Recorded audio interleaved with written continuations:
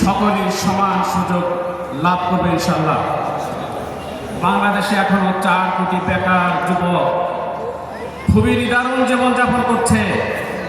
জামাত ইসলামী ঘোষণা করেছে এই 4 কোটি যুবককে 5 বছরের মধ্যেই কর্মসংস্থানের ব্যবস্থা করা হবে ইনশাআল্লাহ। মেয়েদের জন্য আলাদা ইউনিভার্সিটি প্রতিষ্ঠা করা হবে। ইডেন কলেজ, বদরুন্নেসা কলেজ সহ যেসব মহিলা বিশ্ববিদ্যালয় কলেজ রয়েছে সেগুলোর সমন্বয়ে বিশ্বের সেরা নারী বিশ্ববিদ্যালয় প্রতিষ্ঠা করা হবে। কেউ কেউ প্রশ্ন করে জামাত ইসলামী ক্ষমতায় গেলে অর্থমন্ত্রী কে হবে? আমার মনে হয় গত পরশু দিনের যে পলিসি সামিট আমরা প্রদর্শন করেছি, জামাত ইসলামী কয়েক ডজন অর্থমন্ত্রী সরবরাহ করতে পারবে ইনশাআল্লাহ।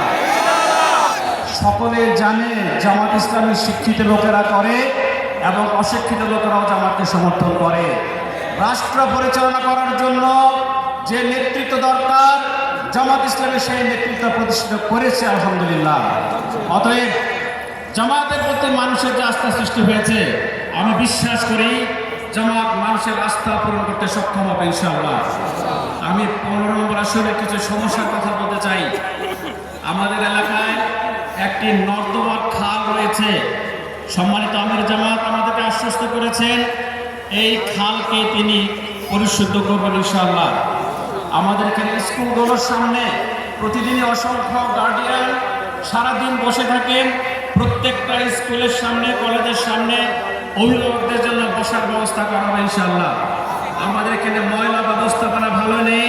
আমির জামাত আমাদেরকে আশ্বস্ত করেছেন এই ময়লা ব্যবস্থাপনা ঢাকা শহরের মধ্যে যেন ঢাকা শহর একটি যে দূষিত শহর হিসেবে পরিচিত হয়েছে, এই দূষণমুক্ত শহরে পরিণত করা হবে ইনশাআল্লাহ।